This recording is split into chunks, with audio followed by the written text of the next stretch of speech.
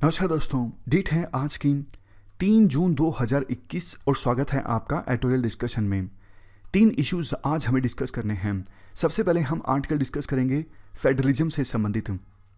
दूसरा आर्टिकल हम डिस्कस करेंगे कोविड-19 के कारण जो बच्चे अनाथ हुए हैं उनके लिए सेंट्रल गवर्नमेंट ने क्या स्टेप्स उठाए हैं।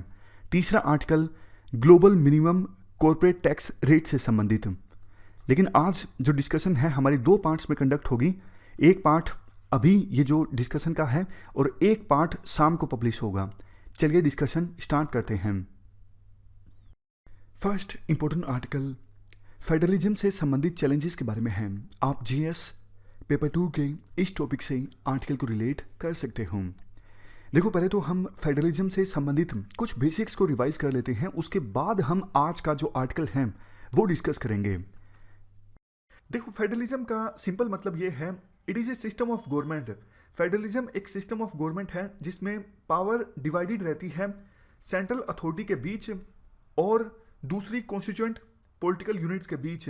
जैसे हमारे देश में सेंट्रल गवर्नमेंट, स्टेट गवर्नमेंट और जो लोकल गवर्नमेंट है, तीनों के बीच पावर कुछ हद तक डिवाइडेड है। सेंट्रल गवर्नमेंट और स्टेट गवर्नमेंट के बीच तो साफ तौर पर डिवाइडेड है। संविधान का जो 7th शेड्यूल है वो पावर्स को डिवाइड भी करता है सेंट्रल गवर्नमेंट और स्टेट गवर्नमेंट्स के बीच। कौन से सब्जेक्ट्स पर स्टेट गवर्नमेंट के द्वारा कानून बनाया जा सकता है, कौन से सब्जेक्ट्स पर यूनियन गवर्नमेंट के द्वारा कानून बनाया जा सकता है। इसके अलावा कंटेंट लिस्ट, मतलब कौन से ऐसे सब्जेक्ट्स हैं जिनके ऊपर दोनों के द्वारा कानून बनाया जा सकता है, सब कुछ डिफाइंड है हमारे संविधान में। लेकिन देखो, जो आर्टिकल नंबर 1 है, आर्टिकल नंबर फर्स्ट क्या कहता है? आर्टिकल नंबर जो फर्स्ट है वो बात करता है union of state. India that is Bharat shall be union of states. तो इंडिया एक यूनियन है या फिर फेडरल मॉडल है, फेडरल कंट्री है। कुछ एक्सपर्ट्स देखो ये भी कहते हैं कि इंडिया जो है वो एक क्वेसी फेडरल कंट्री है, क्योंकि इंडिया के संविधान में फेडरल फीचर्स भी देखने को मिलते हैं और यूनिटरी फीचर्स भी देखने को मिलते हैं। फेडरल फीचर्स की हम बात करें तो देखो, सीधा सीधा ड्यूल गवर्नमेंट्स हैं। स्टेट गवर्नमेंट अलग से चुनी जाती है, यूनियन गवर्नमेंट अलग से चुनी जाती है। डिवीजन ऑफ पावर है स्टेट गवर्नमेंट और यूनियन गवर्नमेंट्स के बीच। संविधान की सुपरमेसी है और संविधान को आसानी से चेंज नहीं किया जा सकता। स्पेशल मेजोरिटी की आवश्यकता होती है। जुडिशरी इंडिपेंडेंट है। बाय कैमलरिज्म है, मतलब राज्यसभा और लोकसभा 2 हाउसेज हैं। राज्यसभा में स्टेट्स की रिप्रेजेंटेशन देखने को मिलती है। तो ये सारे जो फीचर्स हैं वो फेडरल फीचर्स हैं। बात करें यूनिटरी फीचर्स की, यूनिटरी फीचर्स देखो हमारे संविधान में इस प्रकार से हैं। एक ही कॉन्स्टिट्यूशन है, स्टेट गवर्नमेंट्स का अलग से संविधान नहीं है, एक ही सिटीजनशिप है।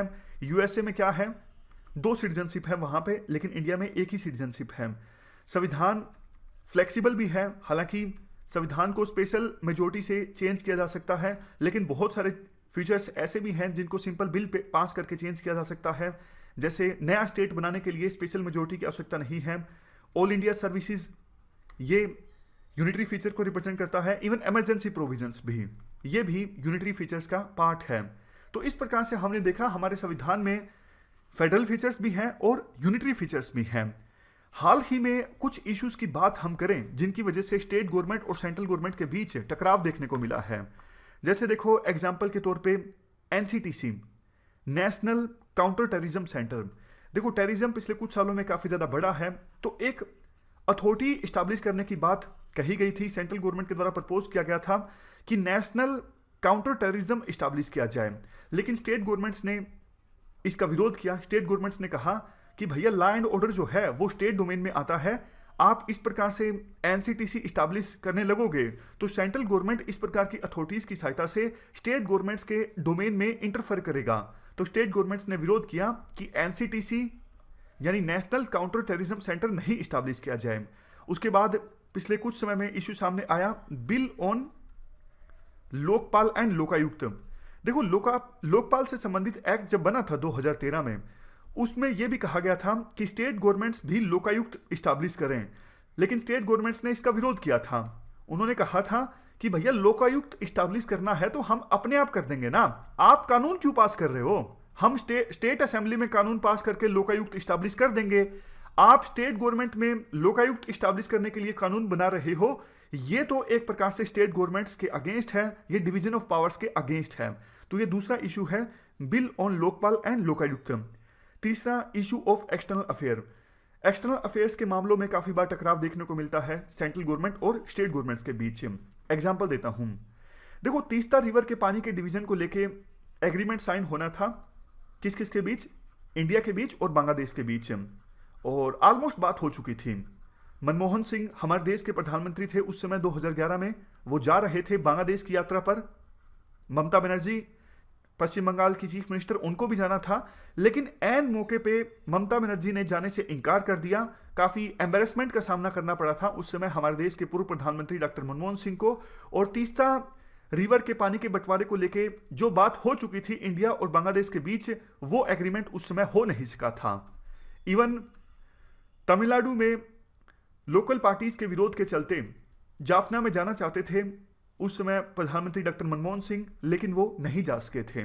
तो एक्सटर्नल अफेयर्स को किस प्रकार से टैकल किया जाए, इसको लेके भी बहुत बार टकराव देखने को मिलता है सेंट्रल गवर्नमेंट और स्टेट गवर्नमेंट्स के बीच। एक इशू जो हाल ही में सुर्खियों में आया वो था कर्नाटक का फ्लैग का इशू।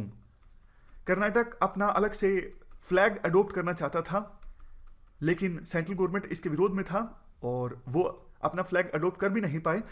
लेकिन अगर देखो कर्नाटक फ्लैग अडोप्ट कर लेता तो कर्नाटक हमारे देश का दूसरा ऐसा राज्य बनता जिसका अलग से फ्लैग होता। अभी फिलहाल जम्मू एंड कश्मीर का अलग से फ्लैग है, तो इसको लेकर टकराव देखने को मिला। कर्नाटक अडिग था कि हम अलग से हमारा फ्लैग अडोप्ट करना चाहते हैं, लेकिन सेंट्रल गवर्नमेंट नहीं मान रही थी। सेंट्रल गवर्नमेंट ने कहा अगर आप अलग से फ्लैग अडोप्ट करोगे तो बाकी स्टेट्स भी मांग करने लगेंगे, इससे सब नेशनलिज्म हमारे देश में बढ़ेगा और ये देश की यूनिटी के अगेंस्ट है। नेक्स्ट पॉइंट देखो, 15th फाइनेंस कमीशन का जब गठन किया गया तो उसके टर्म्स ऑफ रेफरेंस में यह बोला गया कि आप रिकमेंडेशंस देते वक्त 2011 के सेंसस को कंसीडर कीजिएगा, ना कि 1971 के सेंसस को। तो इसको लेके काफी विरोध किया गया। साउथ इंडिया की गवर्नमेंट्स ने, स्टेट गवर्नमेंट्स ने, उन्होंने कहा कि देखो अगर 2011 के सेंसस को कंसीडर किया जाता है 15th फाइनेंस कमीशन के द्वारा रिकमेंडेशंस देने के लिए, तो इससे साउथ इंडिया में जो राज्य हैं उनको नुकसान होगा, क्योंकि साउथ इंडिया के राज्यों ने अच्छा काम किया है पॉपुलेशन को स्टेबलाइज करने में, उनकी पॉपुलेशन स्टेबलाइज हुई है। तो 2011 के सेंसस को कंसीडर किया जाएगा तो हमें नुकसान होगा, हमें कम रेवेन्यू प्राप्त होगा, तो इसको लेके भी विवाद हुआ। टैक्स को लेके तो देखो काफी बार टकराव देखने को मिल ही जाता है। जैसे आंध्र प्रदेश, समय समय पे आंध्र प्रदेश की सरकार ये आरोप लगाती रहती है कि हमें कम रेवेन्यू दिया जा रहा है सेंट्रल गवर्नमेंट के द्वारा। और जीएसटी आने के बाद, हालांकि जीएसटी एक एग्जांपल है कोऑपरेटिव फेडरलिज्म का, किस प्रकार से सेंट्रल गवर्नमेंट और स्टेट गवर्नमेंट्स के आपस में कोऑपरेट भी कर सकती हैं, लेकिन फिर भी टैक्सेशन को लेकर विवाद होता ही रहता है। Even inter state water disputes, विभिन्न राज्यों के बीच पानी के बंटवारे को लेकर विवाद समय समय पर आता रहता है। ट्रिब्यूनल का फैसला भी मान्य नहीं होता। आप एग्जाम्पल के तौर पर दे सकते हो, कावेरी रिवर के पानी के बंटवारे को लेकर कर्नाटक और तमिलनाडु के बीच विवाद रहता है। फाइनल ट्रिब्यूनल का जो वर्डिक्ट आया उसे भी नहीं माना गया तमिलनाडु और कर्नाटक के द्वारा। इसके अलावा देखो इश्यूज काफ़ी हैं सेंट्रल गवर्नमेंट और स्टेट गवर्नमेंट्स के बीच। जैसे ऑल इंडिया सर्विसेज का इशू है, स्टेट गवर्नमेंट की शिकायत रहती है कि वो आईएएस आईपीएस को सिर्फ सस्पेंड कर सकते हैं, सर्विसेज से डिसमिस नहीं कर सकते। इशू आर्टिकल 356 का भी है।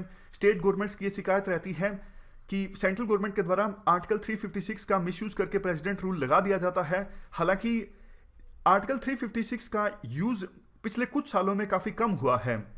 आप इसके काफी रीजंस कह सकते हो।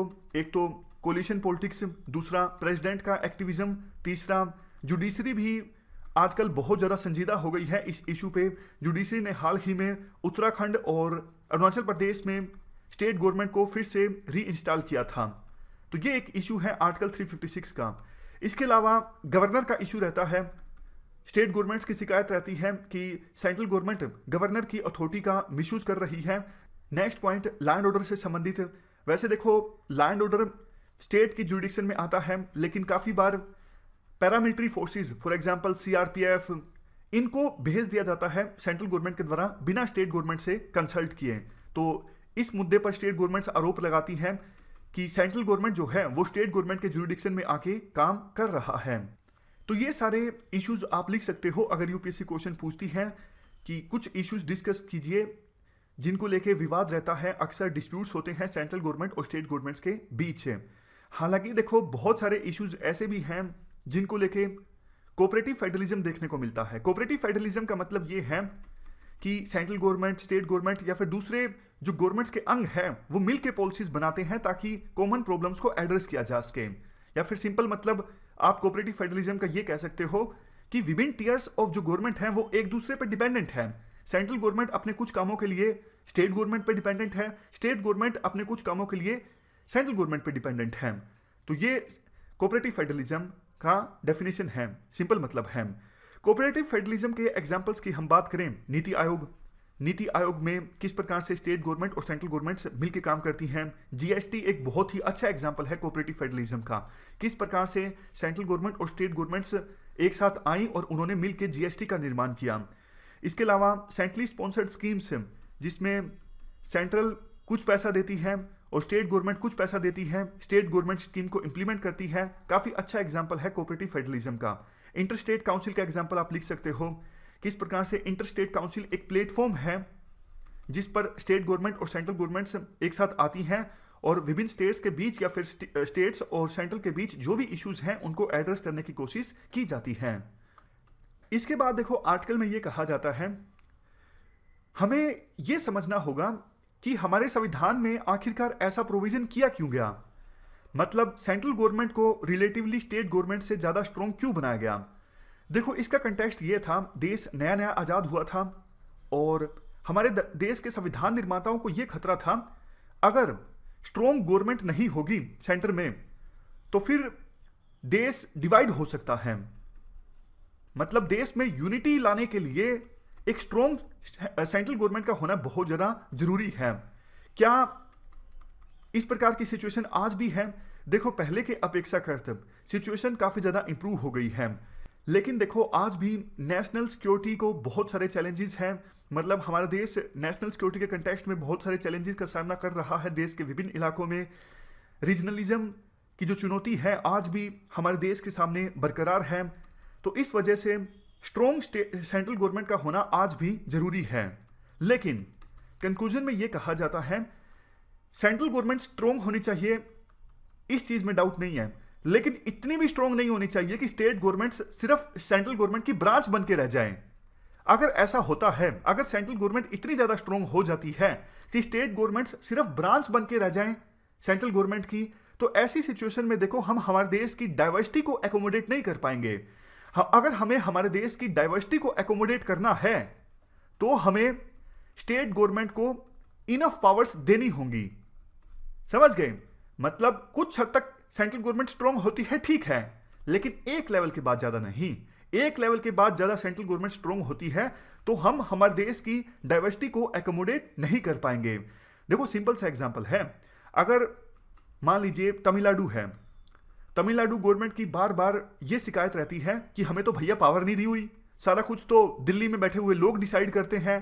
तो लोगों में नाराजगी पैदा होनी स्टार्ट हो जाएगी। लोग कहेंगे कि देखो तमिल लोग तमिल प्रॉब्लम्स का सोल्व नहीं कर पा रहे हैं, तमिल लोगों के पास ऑटोनॉमी नहीं है। तो ये जो नाराजगी है धीरे धीरे बढ़ते बढ़ते बढ़ते बढ़ते मतलब बहुत आगे तक जा सकती है। ये देश की इस प्रकार की जो चीजें हैं इंटीग्रिटी को भी नुकसान पहुंचा सकती हैं। इसलिए देश की डाइवर्सिटी को एकोमोडेट करना है तो विभिन्न जो रीजन्स हैं उनको लगना चाहिए कि हम ही हमारी प्रॉब्लम्स को एड्रेस कर रहे हैं, हम ही खुद को गवर्न कर रहे हैं, दिल्ली में बैठे लोग हमको गवर्न नहीं कर रहे हैं। ये कब पॉसिबल होगा? ये तब पॉसिबल होगा जब सेंट्रल गवर्नमेंट स्ट्रॉन्ग तो होगी लेकिन इतनी स्ट्रॉन्ग नहीं होगी कि स्टेट गवर्नमेंट्स सिर्फ सेंट्रल गवर्नमेंट की ब्रांच बन के रह जाएं। इस प्रकार से फेडरलिज्म का बेसिक कंसेप्ट रिवाइज करने के बाद अब हम आज का आर्टिकल डिस्कस करते हैं। आज के आर्टिकल में देखो राइटर मेनली 3 इश्यूज के बारे में बात करते हैं। सबसे पहले हम रिसोर्स एलोकेशन और वेलफेयर इंटरवेंशंस में यानी वेलफेयर स्कीम चलाने में यूनियन गवर्नमेंट का जो रोल है वो लगातार इंक्रीज होता जा रहा है। देखो राइटर का मेन कंसर्न ये है कि स्टेट को खर्चा ज़्यादा करना पड़ता है लेकिन उनके पास रेवेन्यू के सोर्स कम उपलब्ध हैं। आज के समय में आप बताइए स्टेट्स को रेवेन्यू मेनली कहाँ से मिलता है? एक तो जीएसटी से जो रेवेन्यू प्राप्त होता है वो डिवाइड होता है सेंटर और स्टेट्स के बीच। दूसरा पेट्रोल और डीजल से जो कि जीएसटी के दायरे से बाहर हैं। तीसरा अल्कोहल से यानी शराब बेचकर। चौथा प्रॉपर्टी रजिस्ट्रेशन। सबसे बड़े जो सोर्सेज हैं ना स्टेट्स के लिए रेवेन्यू के, ये 3-4 हैं। पहले तो स्टेट के पास ज़्यादा फिस्कल्स पावर हुआ करती थी टैक्सेस लगाने की, वैट को कम ज़्यादा करने की, लेकिन अब तो जीएसटी आ चुका है, इसलिए स्टेट के पास इंडिविजुअल पावर ख़त्म हो गई है। स्टेट जो है वो जीएसटी काउंसिल पर डिपेंडेंट है पूरी तरह से। जैसा हमने पहले जीएसटी का आर्टिकल डिस्कस किया था, आपको याद होगा, 5 सालों तक तो गारंटी है, 2022 तक तो अगर स्टेट्स को रेवेन्यू लॉस होता है उसकी भरपाई सेंटर करेगा। हालांकि इस बात पर भी स्टेट्स को निराशा हाथ लगी सेंटर से। स्टेट्स का कहना है कोविड-19 के दौरान हमारा रेवेन्यू लॉस ज़्यादा हुआ, लेकिन उसकी भरपाई ठीक से सेंटर के द्वारा नहीं की जा रही है। लेकिन 2022 के बाद तो सेंटर की ये कमिटमेंट भी ख़त्म हो जाएगी, तो उसके बाद ये देखने वाली बात होगी स्टेट्स क्या करेंगे। क्या वो जीएसटी से बाहर आना चाहेंगे या फिर कुछ और मैकेनिज्म निकाला जाएगा। Next point, centrally sponsored schemes की सहायता से भी सेंटर जो है वो स्टेट सब्जेक्ट में इंकर्जन करता है, घुस जाता है, अपनी मनमानी करता है। जैसे देखो एग्जाम्पल के तौर पे हेल्थ जो है वो एक स्टेट सब्जेक्ट है, लेकिन सेंट्रल गवर्नमेंट के द्वारा हेल्थ से संबंधित सेंट्रली स्पॉन्सर्ड स्कीम चला दी जाती है और उसमें फिर सेंटर रेवेन्यू शेयर करता है स्टेट के साथ। स्टेट की ये शिकायत रहती है, भैया आप हमें सीधा सीधा डायरेक्टली पैसा दे दो, क्योंकि हेल्थ स्टेट सब्जेक्ट है, इस पे स्कीम हम बनाएंगे अपने हिसाब से, आप मत बनाइए स्कीम। समझ गए, ये स्टेट्स की शिकायत रहती है कि सेंटर स्कीम बना देता है स्टेट सब्जेक्ट पर, और वो भी सेंट्रली स्पॉन्सर्ड स्कीम। तो पैसे के लालच में स्टेट्स को वो स्कीम इंप्लीमेंट करनी पड़ती है अपने स्टेट में, ये दिक्कत है। नेक्स्ट है इंस्टीट्यूशनल ट्रांसग्रेशन। ये आरोप तो बार बार लगता है कि सेंट्रल गवर्नमेंट जो है वो इंस्टीट्यूशंस को कमज़ोर कर रही है। राइटर कहते हैं सभी सरकारें करती आई हैं आज़ादी के बाद से, लेकिन करंट गवर्नमेंट ने इंस्टीट्यूशंस को थोड़ा ज़्यादा कमज़ोर किया है। ओपोनेंट्स के अगेंस्ट, यानी पॉलिटिकल विरोधियों के अगेंस्ट ईडी, इनकम टैक्स या फिर नेशनल इन्वेस्टिगेशन एजेंसी का इस्तेमाल किया जाता है। वैसे एक बात जो हम लिख नहीं सकते, राइटर ये भी बोलते हैं, जो ये रीजनल पॉलिटिकल पार्टीज होती है ना, उनके लिए पॉलिटिकल फंडिंग प्राप्त करने का एक सोर्स होता है लोकल लेवल पे जो माइनिंग होती है, वहाँ वो माइनिंग करने वाली जो कंपनीज होती हैं वो रीजनल पॉलिटिकल पार्टीज को चंदा देती हैं, या फिर बड़ी रियल एस्टेट कंपनीज जो लोकल लेवल पे काम करती हैं वो भी रीजनल पॉलिटिकल पार्टीज को चंदा देती हैं। लेकिन सेंट्रल गवर्नमेंट ने क्या किया, इन एजेंसीज का इस्तेमाल किया और ऐसी कंपनीज जो रीजनल पार्टीज को चंदा देती थी उनको सिग्नल भेज दिया कि आप अगर रीजनल पॉलिटिकल पार्टीज को चंदा दोगे तो आपके खिलाफ एक्शन लिया जाएगा। इवन राइटर तो ये भी बोलते हैं, देखो जीएसटी आने से किसको नुकसान हुआ है, छोटे एंटरप्रेन्योर्स को नुकसान हुआ है।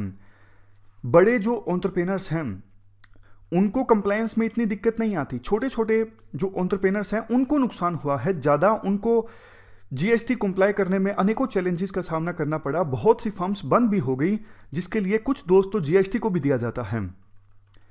इसके बाद कुछ और एग्जांपल्स दिए जाते हैं कैसे सेंट्रल गवर्नमेंट इंस्टीट्यूशंस को डिग्रेड कर रही हैं।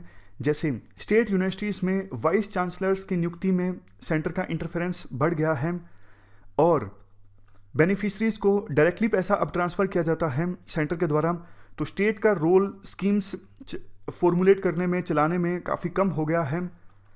नेक्स्ट, एक आरोप स्टेट्स का ये भी रहता है कि सेंटर जो है स्टेट के अधिकारियों से खुद ही मीटिंग कर रहा है, स्टेट के लीडर्स को इग्नोर करके।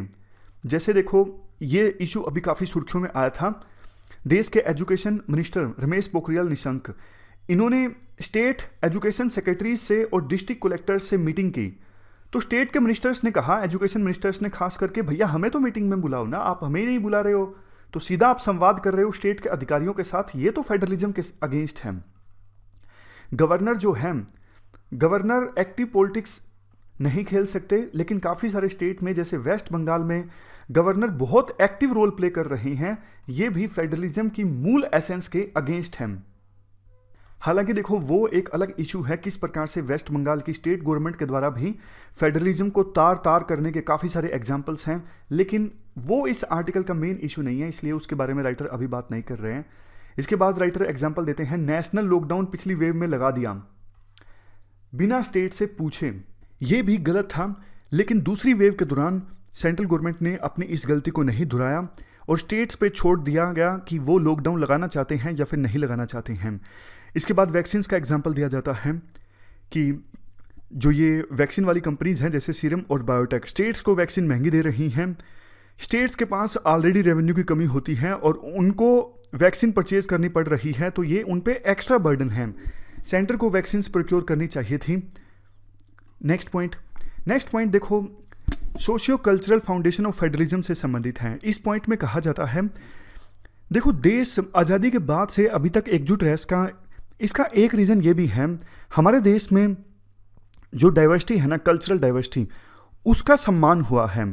अगर पूरे देश में एक कल्चर को इम्पोज करने की अगर कोशिश होती तो शायद कोई ना कोई रीजन नाराज हो जाता और देश से अलग होने की कोशिश करता, लेकिन ऐसा नहीं हुआ। क्यों? क्योंकि हमारे देश में हर एक कल्चर का सम्मान होते आया है, चाहे वो तमिल कल्चर हो, पंजाबी कल्चर हो, मलयालम कल्चर हो, कन्नड़ कल्चर हो। सभी जो रीजन्स में कल्चर्स हैं वो अपनी आइडेंटिटी को सहेज के रखे हुए हैं और यही इंडिया की ताकत है। लेकिन पिछले कुछ समय में एक आइडेंटिटी, हिंदू आइडेंटिटी पूरे देश पर इम्पोज करने की कोशिश की जा रही है। ये देखो राइटर का व्यू है। आप राइटर के व्यू से डिसएग्री कर सकते हो, लेकिन डिसएग्री तो तभी करोगे ना जब राइटर का व्यू आप सुनोगे। तो राइटर का व्यू है क्या? राइटर देखो ये बोलना चाहते हैं, जैसे तमिल में जो द्रविडियन पार्टीज हैं वो देखो ब्रिटिशर्स के समय से ही एंटी वैदिक रही हैं, उन्होंने ब्राह्मणिक कल्चर का विरोध किया था। लेकिन आज के समय में ये बोला जा रहा है कि जो तमिल कल्चर है वो हिंदू पास्ट का हिस्सा है। अब अगर तमिल कल्चर हिंदू पास्ट का हिस्सा है तो फिर तमिल मुस्लिम्स या फिर तमिल क्रिश्चियंस जो हैं वो तो फिर आउटसाइडर महसूस करेंगे। यही चीज़ मलयालम कल्चर के लिए बोली जा रही है और यही चीज़ वेस्ट बंगाल में भी बोली गई। तो एक आइडेंटिटी को इम्पोज करने की कोशिश की जा रही है, पूरे देश के कल्चर को होमोजेनाइज करने की कोशिश की जा रही है। इससे कल्चरल डाइवर्सिटी जो है हमारे देश में ख़त्म हो जाएगी और इससे देश एकजुट नहीं होगा। मतलब जो अभी तक होता आया है यूनिटी इन डाइवर्सिटी वाला जो हम चीज़ बार बार बोलते हैं वो कमज़ोर हो जाएगी। तो इसके जवाब में सॉल्यूशन क्या है? देखो आमतौर पे जो अपोजिशन पॉलिटिकल पार्टीज़ हैं वो ये बोलती हैं कि कॉन्स्टिट्यूशनल स्टेटस को फिर से बरकरार रखा जाए, मतलब जैसा संविधान में दिया गया है आप उसकी मूल भावना से नहीं भटकें। लेकिन राइटर कहते हैं देखो संविधान में भी सेंटर को ही ज़्यादा पावर्स दी गई हैं। जैसे जो वो सब्जेक्ट्स जो सेंटर लिस्ट में नहीं आते, स्टेट लिस्ट में नहीं आते, वो दिए गए हैं किसको? सेंटर को। रेजुडरी जो पावर्स हैं वो किसके पास में हैं? बची हुई पावर्स, बचे हुए सब्जेक्ट्स पे पावर्स सेंटर के पास हैं। अगर कॉन्करेंट लिस्ट में कोई सब्जेक्ट आता है, स्टेट का व्यू, सेंटर का व्यू, चलेगी किसकी? सेंटर की। मतलब टकराव होता है अगर व्यू में, कानून में, तो ओवर रूल किसको किया जाएगा? स्टेट के लॉ को, स्टेट के ओपिनियन को ओवर रूल किया जाएगा, सेंटर की चलेगी। तो संविधान में भी सेंटर को ज़्यादा पावर्स दी गई हैं। इसलिए अगर हमें फेडरलिज्म की मूल भावना को बरकरार रखना है तो संविधान से हट के कुछ सोचना होगा। तो ये राइटर का सजेशन है। ये पूरा आर्टिकल हमने डिस्कस किया फेडरलिज्म से संबंधित, और जैसा शुरुआत में मैंने आपको कहा कि सेकंड पार्ट आज के डिस्कशन का आएगा, और अभी फ़िलहाल इस डिस्कशन में इतना ही है। Thank you very much for discussion.